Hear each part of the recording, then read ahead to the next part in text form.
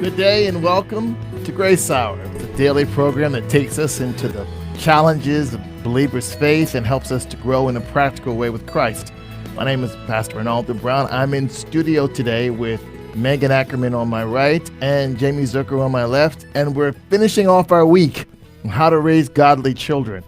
One of the great challenges for Christian parents is raising their children, and surprisingly, there's a lot of time during the day that we don't spend with our kids. They're in education or other places, so there's actually a very small window that we really have to inject life and inject Christ into our children. Today's theme we're kind of talking about raising kids in the church, because the church is a huge part of how to raise godly children. It is the epicenter for Christian environment, Christian life, and it's the one place that you really feel that your kids are going to get exposed the most to Christian things. In that endeavor, today we want to kind of talk about that. We want to kind of bring that out a little bit and discuss how does my kids and my church interact. Also, too, if I'm a mother or a parent and I have kids, can I be involved in ministry? We'd love to talk to you about it. Give us a call at 1-800-338-7060 and 410-483-3700 locally. You can email us at questions@gracehour.org. You can also see us live on gracehour.org and YouTube and Facebook. We're all over. You can see us there. And we're also podcasting. You can catch us on Apple, Google, Spotify, Amazon Music, iHeartRadio, Audible, Stitcher, and many, many more. So we'd love to hear from you. Today is a great day. Moms, I want to hear from you. Parents, I want to hear from you as far as your experiences in the church and raising your kids in a godly manner and how the church has helped you to do that and the challenges that you had as a parent growing in that area. So I want to begin, Jamie and Megan, first of all, talking about raising godly kids. How do you really feel the church's role is involved in that? I'll start with you first, Megan. Hi. Hi, by the way. So the church's role in raising my children, Okay. right? Is that the question kind of? Yes. Or just godly children? Well, I would say the two questions are connected because all the kids that we have access to through our outreaches, but also that come in our church, we're reaching them. Okay. Yeah, so the church's role is to bring a place where kids can, I think, to bring a place where kids can get together and learn about God, but also build relationships. So the child feels like when they go to church isn't just a place for mom and dad, but it's a place for them to be able to build connections and to feel like they're a part of the family. Different ways that our church here at Baltimore does that is we have weekly Sunday school programs, we have weekly nursery programs and youth programs, and we also do a lot of events and things like that. So as a parent, to encourage your child to go and be a part of these things and get them connected with other children. And then the leaders and the pastors and the teachers that are there are well equipped to share the word of God with them and to build them up in their faith. That's always the big challenge, I think, Megan, as a parent. And I know, Jamie, you see this too. Both, by the way, what I love about our show today is that we have parents that are on the show that are on both sides of the table. There are parents who have children in the church, in the ministry, and there are parents with children who minister in the ministry. So that not only they understand both sides. And to that end, Jamie, I want to bring this out a little bit. Have you noticed how much parents are nervous about their kids fitting in, being inclusive? It's one thing when an adult fits in, but there's so much anxiety about my kid, social setting, being separated from me.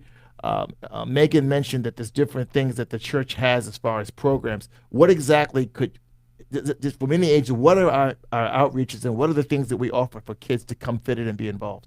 Yeah, I mean, we started at a really young age. So, I mean, with the nursery happening every Sunday morning, Sunday night, Wednesday night, and you can put your kid in when they're 1. Wow. So, which is amazing. So that's from 1 to 5. And That's hard for parents, you know. I mean, I couldn't wait for my kids to go in. I mean, one of them was 11 months, and I was like, could she just squeeze it? She's really good. She could go in. Wow. But that's hard for people because Sure. especially coming in, maybe, I know I grew up in the church, so I know everybody, and I feel extremely comfortable. Yep. But people that maybe have just come, it's like, I don't even know these people, and Yeah. they're going to watch my 1-year-old. Yeah.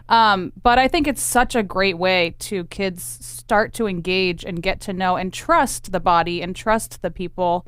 And if the parents are comfortable, a lot of times the kids will be comfortable. True. And so that's just one of the things we have. And then we have the kindergarten through 5th grade, which Megan is heavily involved in.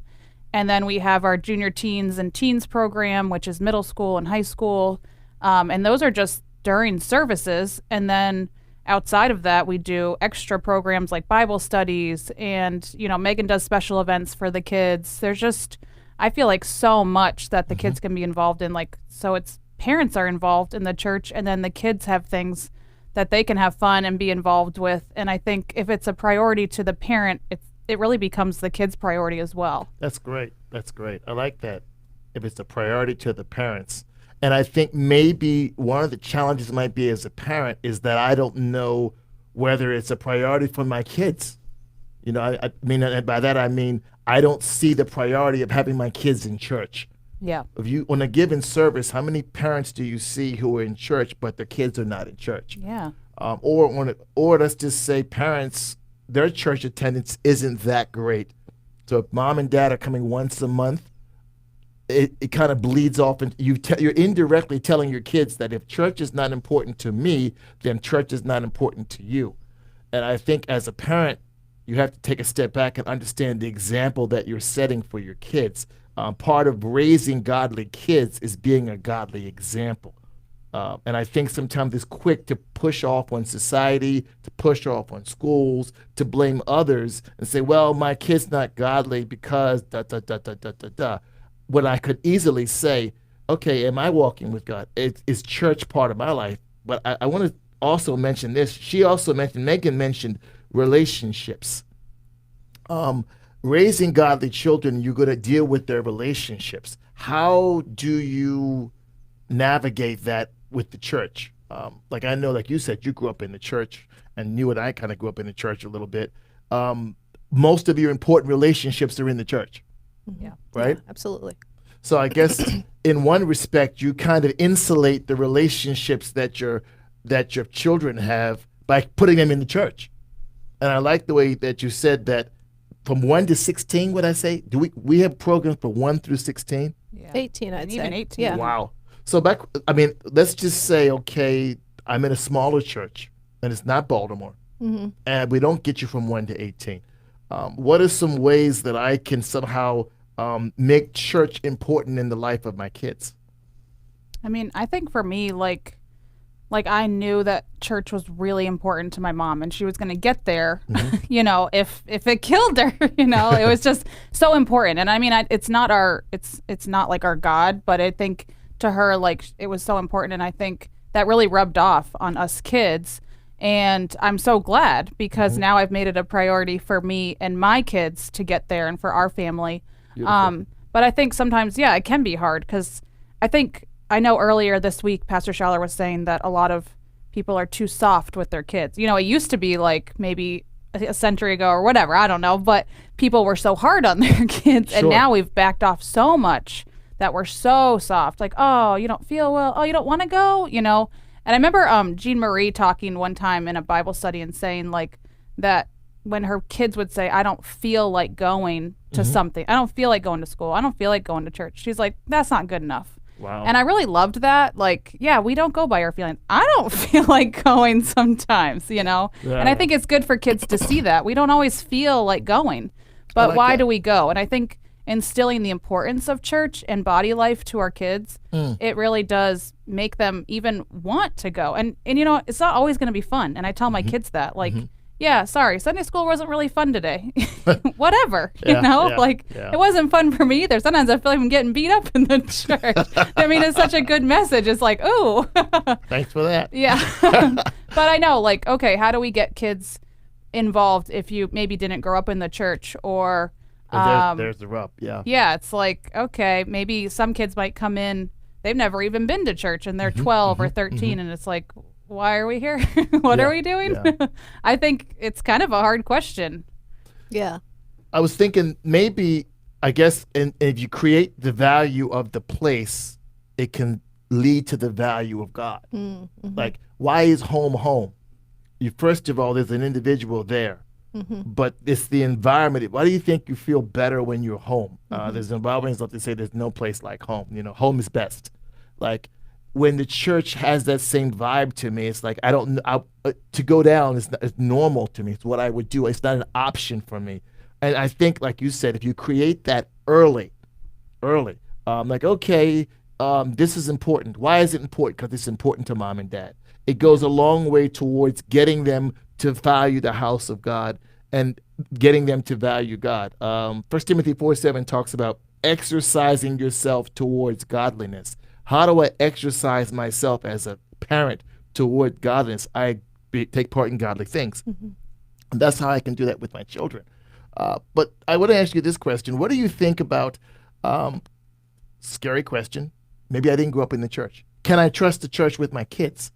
A lot of times kids want to be in the programs, but the parents are the ones that have the anxiety. The parents are the ones that have the insecurity. I don't know. You even see some parents will come and get their kids and bring their kids to service, or there's this pardon the expression, helicopter mom, like, my kid, I got to worry about my kid. Is he okay?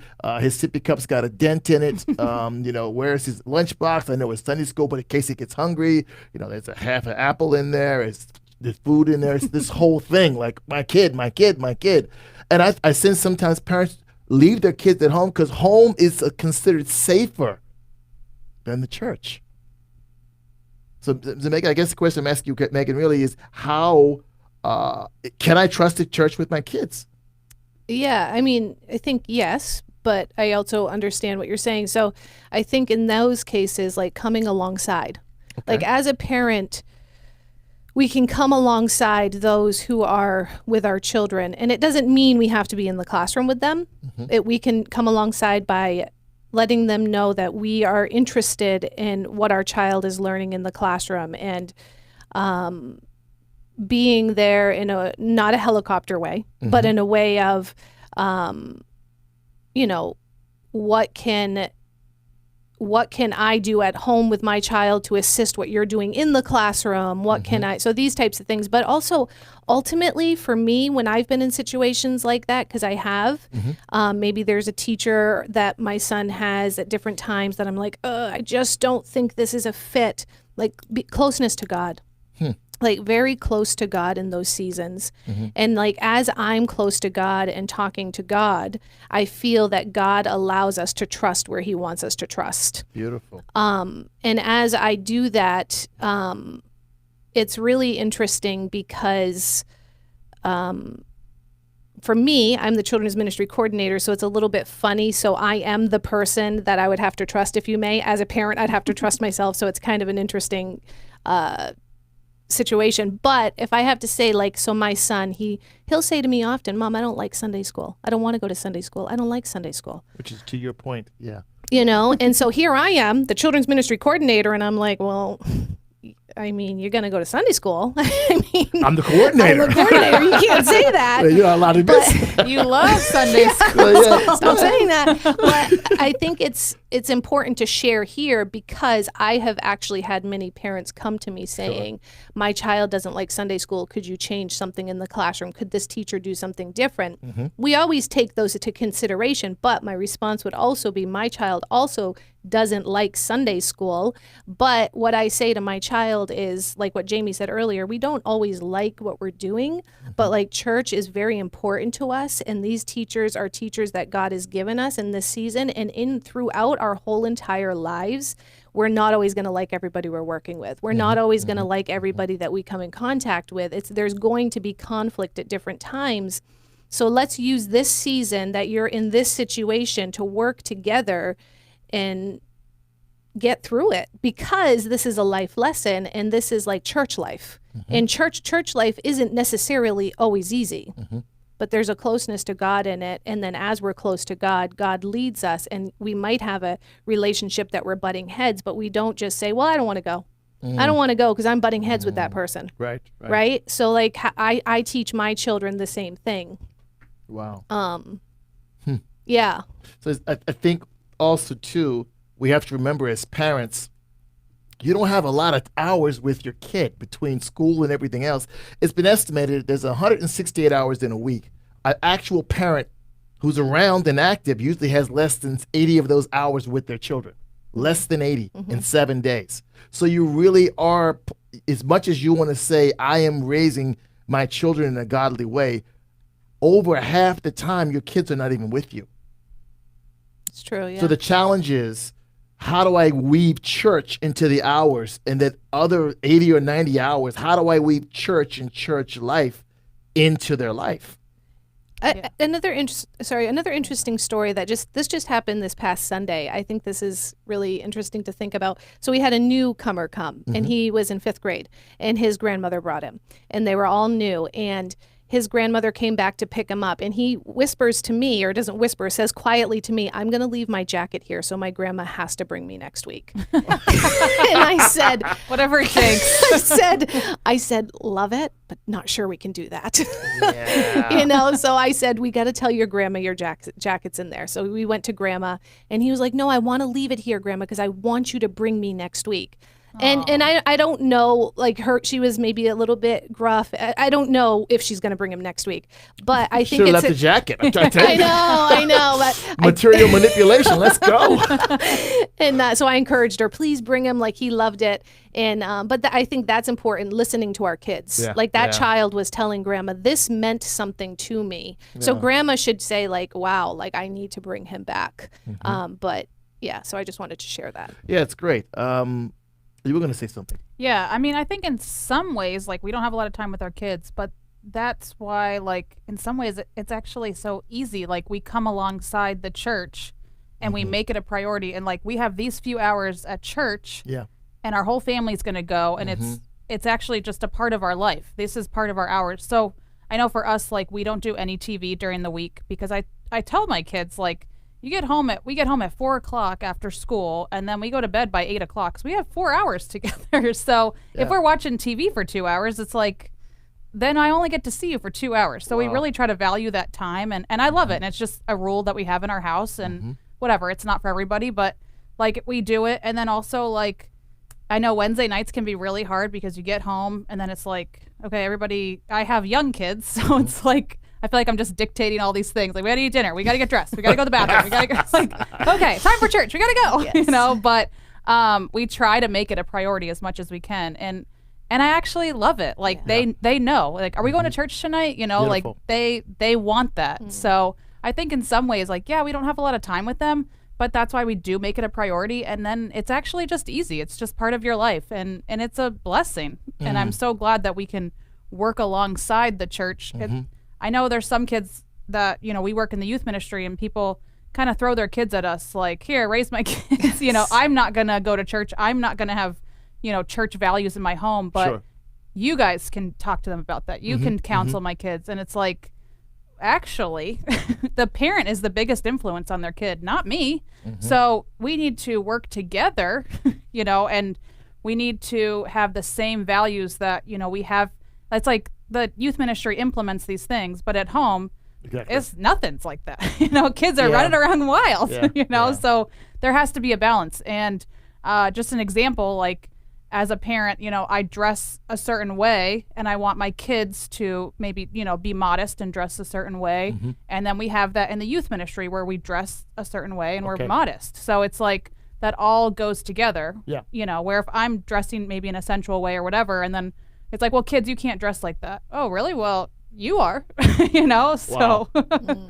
That's a great point. The word that you two keep using a lot, and I want to bring it in, it's come alongside. Because I don't think when parents come to church, they don't have the mindset of coming alongside caregivers in the ministry. I think on the one hand, as a parent, and Melissa McBurney brings this out in her comment, I want the kids to be able to come to me with their concerns, but at the same time, as a parent, I want to come alongside the caregiver with my kids so that we both have the same mindset about our kids, that we both want the best for our kids. And oftentimes over the years, you've seen this come alongside phraseology not work very well in the school system, for instance. It used to be years ago that the teachers will come alongside with parents for the education of the kids, but now it's adversarial, borderline violent in some situations. Parents walk in with the understanding that my kid is not wrong or the teacher is wrong. There's no come alongside. And you can see this a lot of times. I'm sure both of you have seen this with parents, like, okay, what happened? And sometimes parents will take their children out of a youth program of any level, 1 all the way up to 18, because of things that happen. Like I said, and I like what she said there has to be boundaries. You should be free to share your concerns if something's not right. And I like what you said, Megan, that we can discuss it. But I think in a non-adversarial way, we both want the same thing. And this is tough. This is tough because today's kids are parented a different way than, say, 30 years ago. It's not always assumed that the child is wrong. And thank God it's not assumed that, the come alongside has got to be conversational, and I think there's a complicitness that's there where the caregivers have to find ways and means to reach out to parents so that there's a connection. So that I'm not just seeing you when I hand off my kid and then I don't know you, but there's got to be some kind of conversation, some kind of connection. And then if there's connection, if there's friction, because I already have connection, the way we approach the friction is a whole lot different than if you're a complete stranger. And like you said, oftentimes people this is like a daycare. The church becomes the unofficial daycare. It's a safe place I can throw my kids and do something, right? And you've seen it. And then they drop them off and they come back. What time is it over? I'm on the way. The movie's almost ending. Yeah. I'll be there. I got to go to the grocery store. I'll be there in a minute. And I think Don't also, do too, as a parent, right? Okay, if I have anxiety and concerns about my kids, it's also I have a complicitness to go and approach the caregiver and say, hey, I don't know you well, but I'd rather not get to know you when there's a problem with my kid. I'd rather get to know you before. So I think that's important.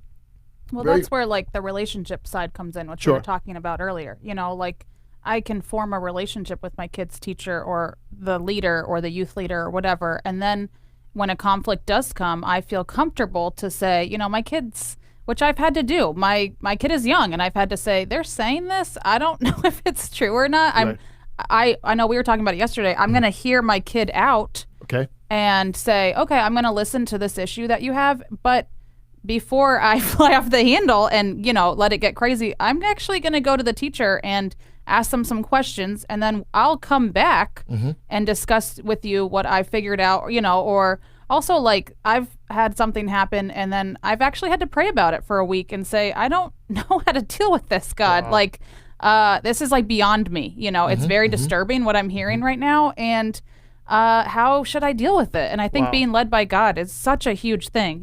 We have a relationship with God, first of all, relationship with our kids. And I want my kid to feel free to come to me and say, okay, my mom's going to actually listen and she's going to go and advocate to the teacher for me, because when they're young, it's like they don't even really maybe process what they're hearing or what's happened. So I can talk to my mom and then she can go to the teacher.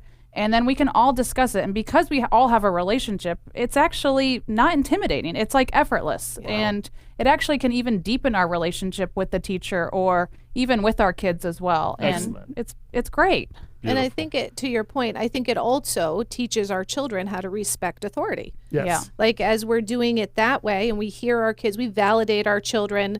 Like my son came to me last week about an issue that happened at school. And I listened to him and I heard him and I was like, I'm sorry, that's frustrating. That's really frustrating. But I didn't even feel the need to go in this situation to go to the teacher because the teacher made a decision and we as a family are going to respect and support that decision.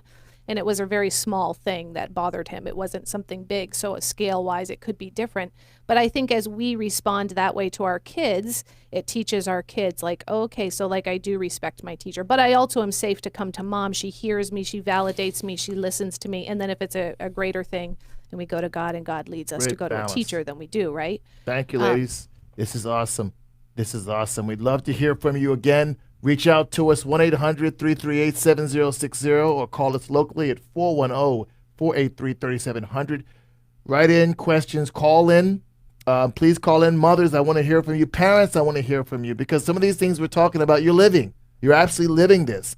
One of the fastest, right now, more and more parents are coming to church with their kids, and they have these concerns. I'd love to hear your concerns. I'd love to hear your comments. Call us. Please call in. And also, we'd like to get your questions. You can reach out to us through Apple, Google, Spotify, Amazon Music. Reach out to us that way, or reach out to us through gracehour.org or YouTube or Facebook. You can write in like Miss McBurney has done so. We'd love to hear from you. Before we continue, I want to park here for a second. When you said this, conflict. Yeah. Conflict is the word.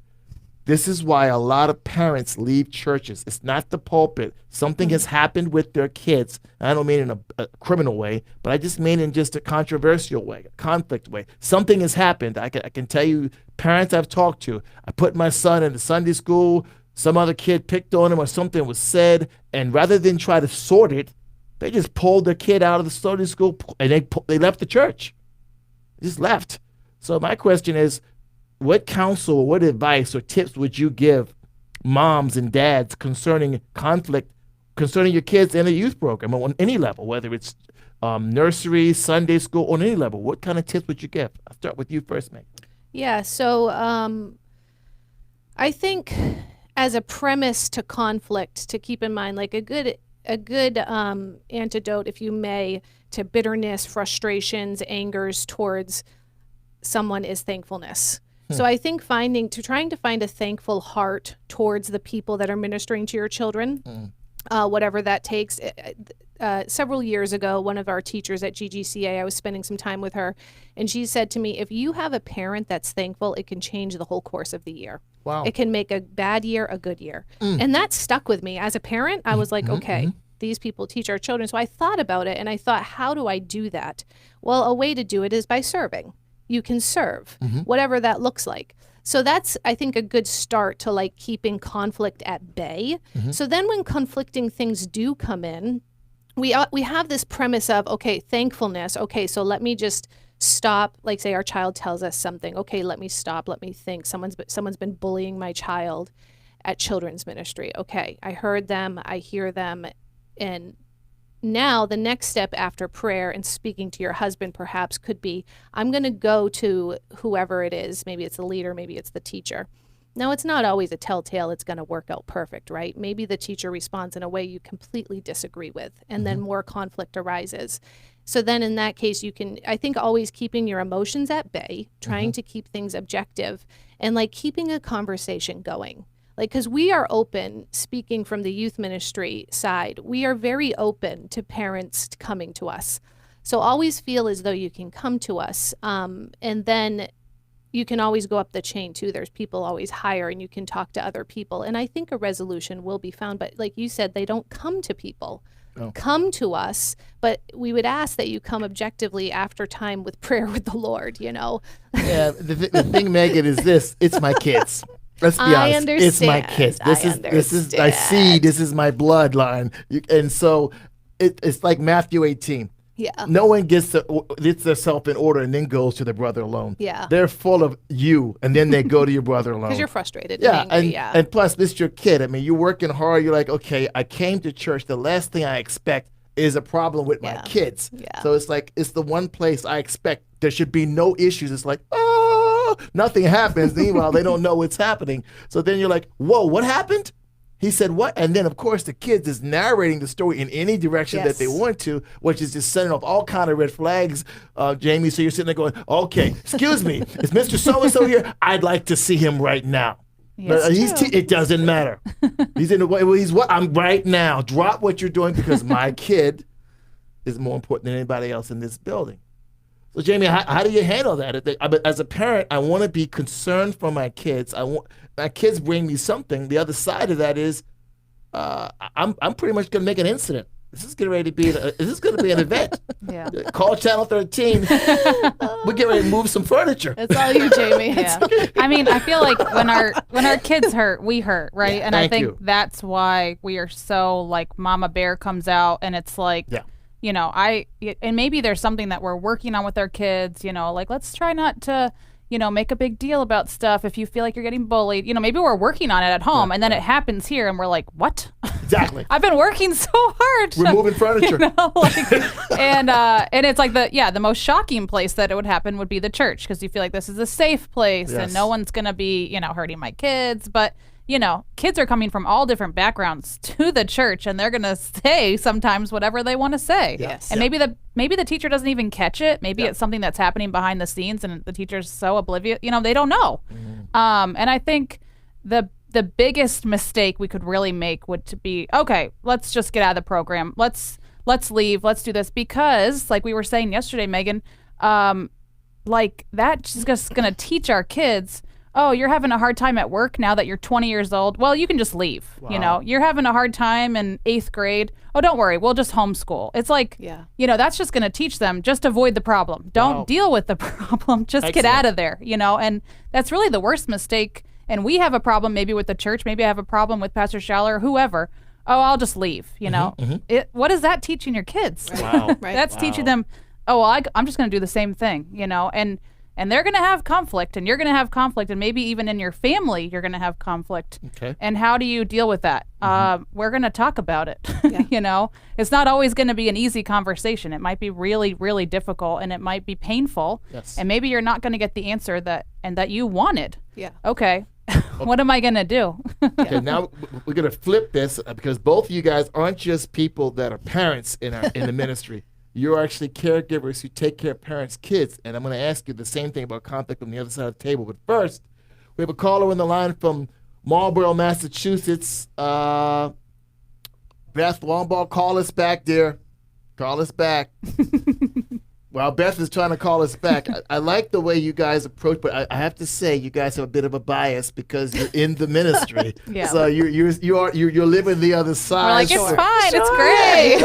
great. Everything will be fine. You guys are the promo ad for church ministry. Like, hey, come put your kids in here. So you got the whole. So in other words, it's easy, I think, for both of you guys to say, well, you pray, you fast, you burn incense. That's what we want people to do. Yeah, and then they come moderately, where they got like a cloak on. They come in slowly. I would take some time with you, and the mood music in the background, and you guys just hug it out. But more often than not, sounds lovely. it's a strange person, and they're usually new, Yeah. or sometimes, and this is interesting, they've been in the ministry for a while. And they have a certain expectation for their kids. Because they're my kids and I've been around for a while, you need to treat my kids a certain way. That's also, there's a bit of entitlement that happens a lot with youth ministry and kids at every level. There's so-and-so's kid, So I want to flip it on the other side. Now let's say you're a worker, you're a caregiver, and you are dealing with conflict. You're dealing with someone who's like coming at you. How would you handle it? Because right now, in many of the branch ministries in smaller churches, they're not as well staffed. To be honest with you, you got one person dealing with multiple age groups. You may have one or two youth workers without a lot of training, without a lot of experience. They might even be a volunteer stepping in. Okay, and there's a parent as a parent coming in. I'm coming in and I'm angry. I'm coming in hot. And it's your friend. And by the way, you know me. Yeah, and you're my friend. Or the other way, I'm not your friend. I don't even know you. I just put my kid in the Sunday school today and he comes back crying. What's wrong? He's got a busted lip. What happened? Yeah. Megan, how do you handle me? Yeah, those are hard situations. Like, I'm not going to lie. Like, those are hard situations. And it's like the minute you see a parent coming up to you and saying, can I talk to you? Like, you're like, ugh. Yes. Well, they don't say, can I talk to you? That's the best. Can I talk to you? Well, the body language says it all. You got a minute? Excuse me? If Pastor Renaldo was coming in hot and heavy, I would be scared. I'll be like, Jamie. Who's in charge here? Jamie, who? What? I need names. Oh, no, sorry. So that's happening. So what do you do with that? I think listening to the parent, allowing the parent to express, vent, whatever words you want to put there. Keep going. Explode. Sure. Boom. Because that's our job. Our job is to be there to listen to this and to take on what they're feeling, and it's not to just deflect and like defend and to react. Like, that's not my job.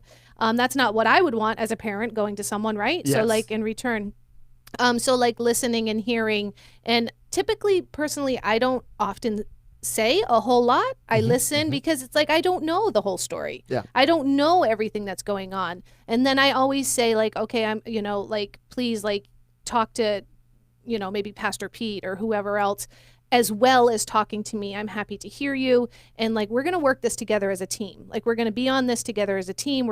I'll talk about it in the meeting. And like, and then it's really addressed. I listen, but then I just don't shove it out. Okay. That mom was just overreacting. Maybe next week they will have forgotten it. Okay. No, like we bring it up in our meetings. We talk about it. We address it. We give more space for the mom to feel like this was resolved. And, sometimes it's not resolved, like you said, and I wish that I could say that I know how to fix that, but I don't. But I think just for me, it's listening and understanding, and then I push it on Pastor Pete. Well done. Well done.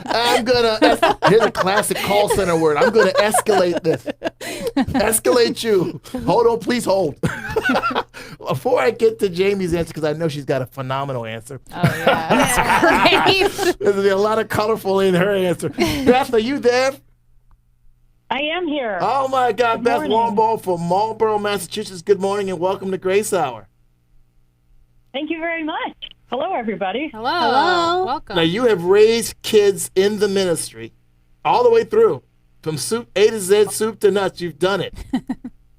I have. Let me ask you a question. Have you ever been me? Have you ever been that parent who like, wait a minute, something happened, I'm not happy, I'm going to go talk to somebody? Have you ever had that conflict before? Always.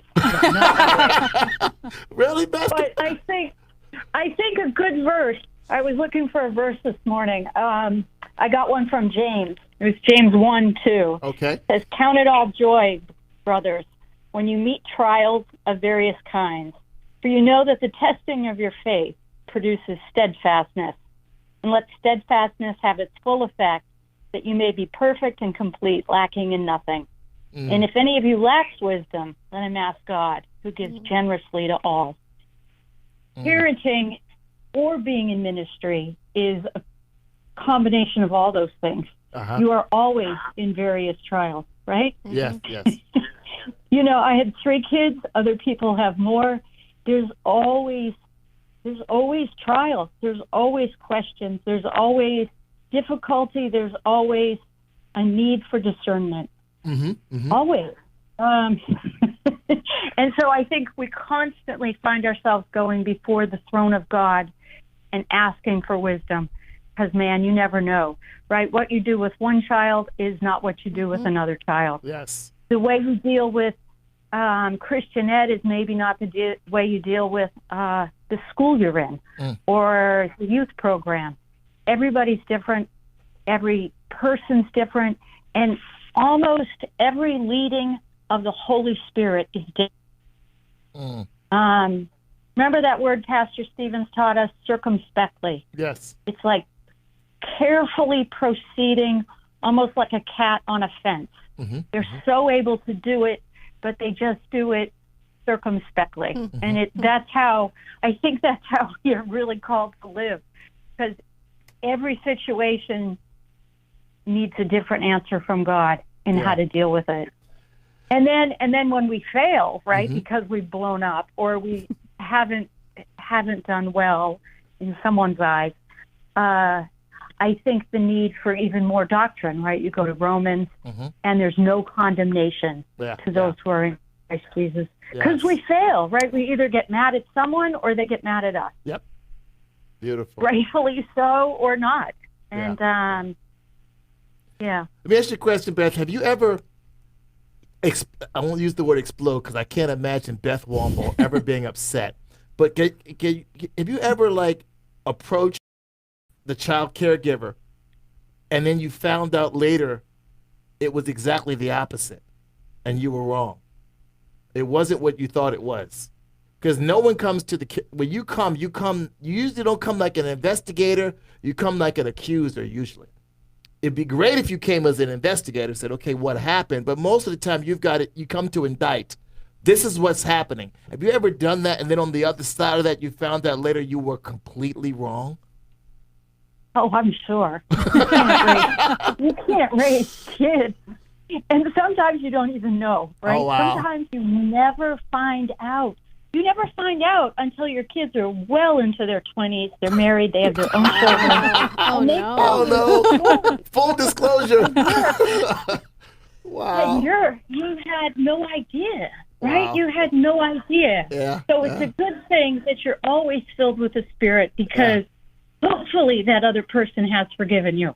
or you don't go to that school anymore, or whatever it is. And we're out. Yes. But, wow. That's amazing. I do remember. I do remember one time someone coming after my daughter. Oh, wow. And man, they weren't really a Christian. And my eagle talons came out. They came out, and I sunk them in. I sunk them in deep. Wow. Okay. Beth, you're getting really visual. And it's who I'm married to, right? Yeah. But I was trying to keep Pastor Doug clean and out of this, but since you brought him up, because you both are co-parenting 3 kids. And they're in ministry. I'm glad it was you and not Pastor Doug. Well, the story goes on that, you know what, I did. I sunk my teeth in, or my talons, as it were. And my daughter was a grown up. She was over 18, right? Uh-huh. And she couldn't even believe I came to her rescue.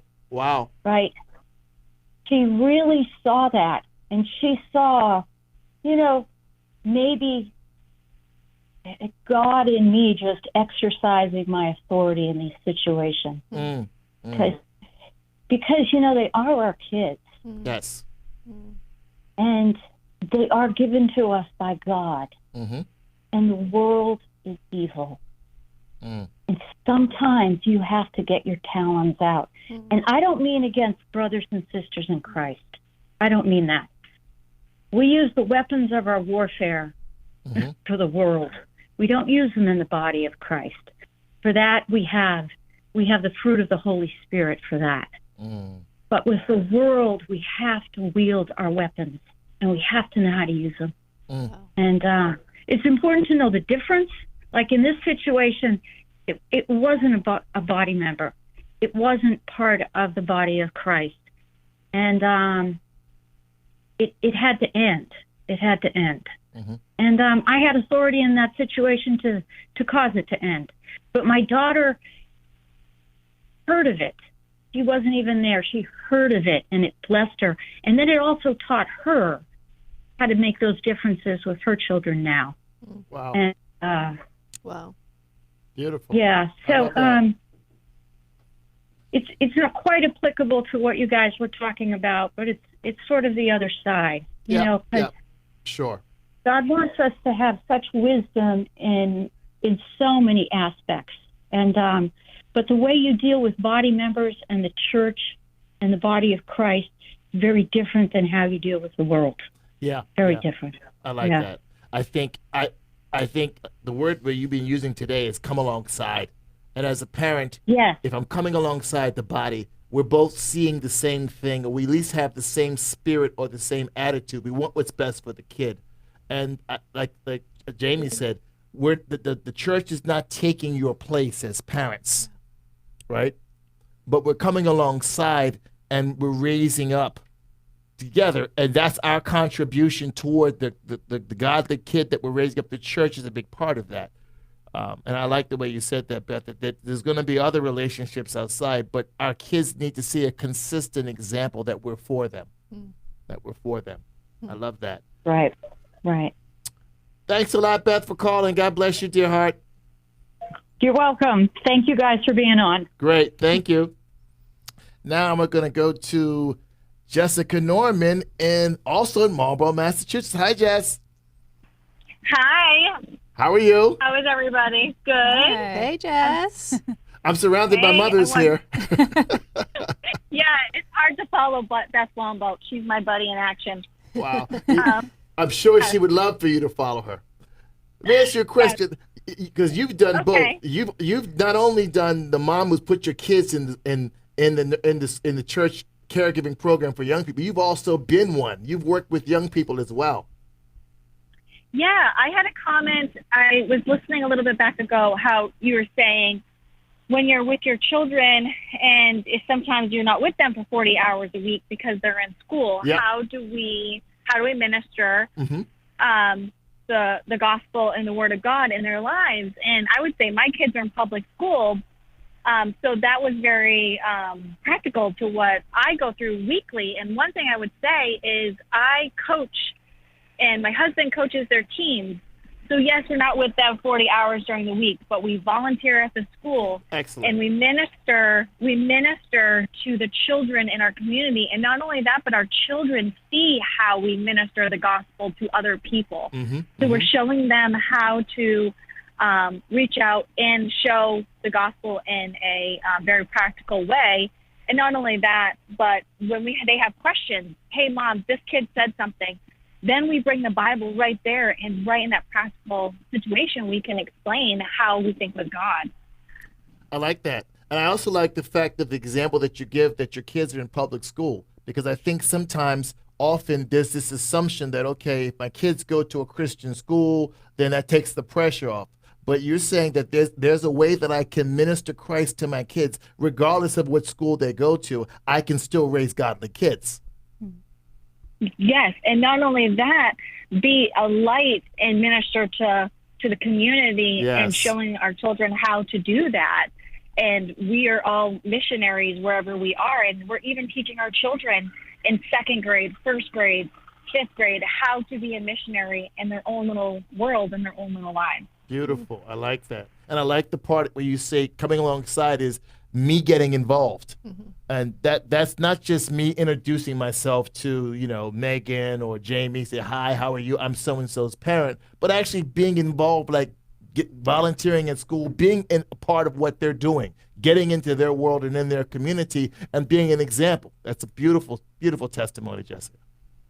Yeah, because then we can teach our kids to think with God in their world. And I think that's the hardest part that we go up against Yes. every day as parents, is teaching our children how to think with God. Beautiful. Thanks, Jess. That's awesome thoughts. Great comments. Thank you, dear. Love you guys. Thank you. God Bye. bless you. Thank you. I'm going to ask Megan, Jamie, the question I've been holding her off for 35 minutes for, because now it's completely left her mind. So let's come back to, Let's see. back to Jamie. You might need some new notes. Okay, I'm a youth worker. How do I deal with an angry parent? I was just thinking, like, as a youth worker, like why? What's my motivation of working with the youth? Mm-hmm. We love the kids. We love the families. Mm-hmm. So I think when somebody already comes to me and they're upset, I've already made a decision that I love this person. And sometimes it's hard because maybe I don't even know them. Maybe they're a new face I've never seen, but I've already made the decision that I love the families that are in these programs, and what can I do? Wow. And I, as a leader, a lot of times, like, we have to take the blame, like, I'm sorry that the teacher reacted like that. I wasn't even around, but I'm going to go ahead and take the blame on this one. I know when I used to run the nursery, I had this mom, and it was kind of sad, but she came to me one time, and her daughter had some special needs, and it was a difficult situation, and her daughter would come, and a little bit like she'd get there and we're like, oh, you're here. I'm so glad you're here. And it was like, we kind of dreaded it a little bit. Oh, and the wow. mom came to me and said, I feel like when maybe I bring my daughter, like, I don't know if people like her coming, like maybe they're wow. dreading it. And I was like, Wow. oh no, she sees right through us.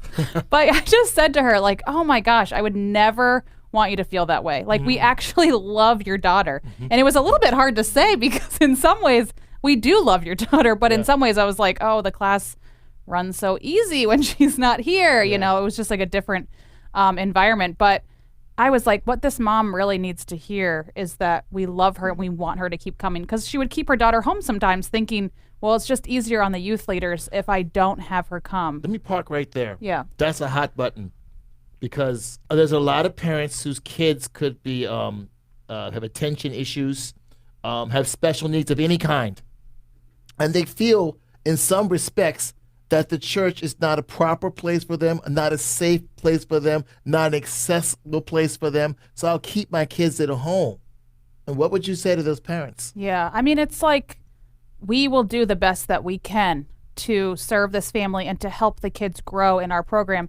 And now we have a special needs program with Alicia Williams, Yes, and she's beautiful. amazing. Yes, and she goes out of her way to Wow. not just serve during church services as much as she can with her staff, but she also takes them out on special Wow. like bowling or horseback riding or she's amazing. So there's also a connection there. Okay. But I think for us, like, we do the best that we can. And then if we come to a place where it's like, wow, this is maybe really not the place for this child, maybe it's just beyond our staff and our volunteers, then we can direct them that way to Alicia. But I think overall, when an angry parent comes in, or just a parent that maybe feels like, you know, does my kid have a place here? Do you guys even care? Yeah. You know, they just want to be heard and they want to be loved. Yeah.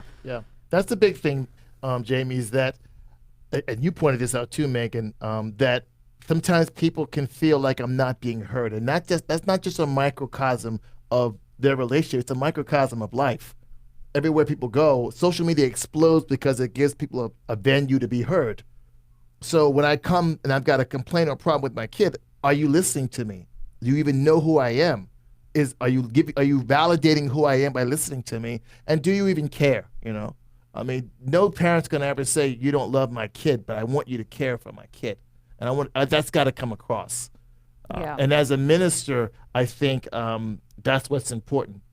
So I think that's a great thought to have. Yeah, and I know when I used to do the nursery, just remembering people's names and the kids' names. I mean, that just meant so much. You know, maybe I've met them twice and I'm like, oh, hey, Jim. And they're like, oh, you remember his name? You know, like that was shocking to them. Wow. I ran into a family. We were like out in another event at like at Beachmont. And I ran into this family and I'm saying all the names of the kids. And the dad was just so baffled. And I was kind of baffled myself because I'm not the best with names. But he was just like, oh. He's like, who are you? Like, he didn't even know who I was. And I'm rambling off his kids' names, saying hi to all of them. And it was just like, I think such a blessing to him because he realizes how personal the body is and that we took time to get to know his kids and we took time to love them and invest in them. And I'm like, oh, how's your daughter doing? I know she has this maybe physical issue. And it's like, wow, you remember that? But that means a lot. And I think as a parent on the flip side, that means a lot. You know, that would mean a lot to me as a mom. Yes. 2 quick questions, then we're going to close the program because we are running out of time. First question I want to ask you, Megan, is this, because you're now ministering in the ministry and you have kids. How do you give your kids what they need while also pouring time into the ministry? Yeah, that's a great question. It's something that I've had to learn to navigate. But basically, we make time in our home. For us, it's Friday evening. Every Friday evening is family night. Nothing touches it. Very rarely, I'll say very rarely does something touch it. That's our family night. We get home from school and we're just there. So that's a big thing that helped us. But another fun thing that we do is, like, because I'm involved with the children's ministry and my kids are in the children's ministry, they minister with me. Beautiful. You know, they come with me. They're very much a part of every piece of it. And I also try to keep them at bay that, okay, you guys aren't in charge. You're still one of the other children here. Because they like to think, how's that working out? So far, so good. That's my mom. Yeah. But I just wanted to really comment quickly on something Beth said that's really sticking with me. She brought out discernment. And I just really, like, that is huge as a mom and as a youth worker, to be able to sit back and pray and ask God for the discernment on every situation. And in that closeness with the Lord and in the discernment, He leads us in what's best as a youth leader. And I know we're short on time, but can I tell a funny story, or should I not? So as a youth leader and as a mom, one evening at children's ministry, no, I'm not going to give away ages. One of my sons, his teacher came out of the class and said, Megan, I have to send your son out, this child out, this child out, and this child out.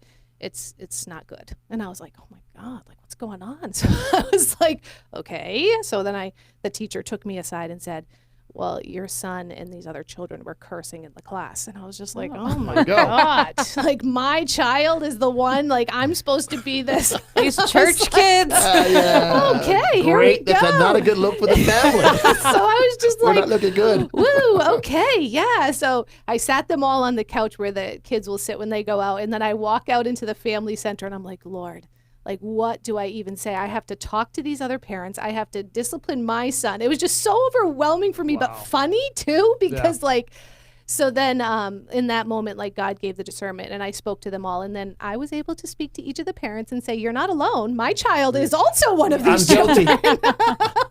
I'm also. Because I think that's a hard thing too, is when we have to go to a parent. Yeah. Hey, your child did this. In this case, it worked out because I was able to say, look, see my son, he's there too. It's not just your kids. But I thought that was a really funny story as a children's, like, as the coordinator, that my child was amongst the. Wow. Guilty as charged. Yeah, guilty as charged. All right, Guilty Jamie. as charged. Let me ask you this question. You've got kids. You're in the ministry. You have kids in the ministry. What comes first, your ministry or your kids? I would say, like, there's different seasons in life. So I was kind of thinking about this question, and I was thinking about Pastor Schaller when he was raising his family and then got called to go to Europe without his family. And it's like, looking at that, you know, I could say, well, he definitely chose the ministry over his family because his family was here in the U.S. and then he's over in Europe. And it's like, you know, wow, how did you make that decision? But I feel like he was so led by God, and as a family, they made that decision. And I just think it's a beautiful story. And I think for us, there's different seasons in my life. There's some times where my kids, they really need me, and I'm there for them. And then there's times where I have to tell them, you know what, I'm going to go serve. And I actually always explain to them what I'm doing. So I love working with the teens and the young people. And I say to them, you know, I'm going to go to this Bible study tonight and I'm going to do this with these young girls. And they love hearing it, you know. And I think it's so fun to kind of have them involved, and yet they can't always be there. But I think to know that, you know, mom is doing this and hey, I want to do that when I get older, you know, it's really rubbing off on them. And I think it's hard, but also our kids are our ministry. Yeah. So it's not just like I'm involved in this ministry, but really I have my kids that I'm ministering to as well. I love that. It's not either or. Yeah. So I don't think I have to make the choice. I think I have discernment, like you said, times and seasons, right? And Acts chapter 1, verse 5, it's not for us to know the times and seasons. God knows that. So God knows when I focus on one and when I focus on the other. Yeah. Awesome stuff. Thanks for joining us today on Grace Hour as we close out this week on raising godly children. Folks, you can do it. It's possible, and the church is a big part of it. Tune in again next week. Thank you for joining us. Don't forget to subscribe to YouTube, Apple, Google, and Spotify. And we'll see you next week. God bless. Bye. Bye. Bye.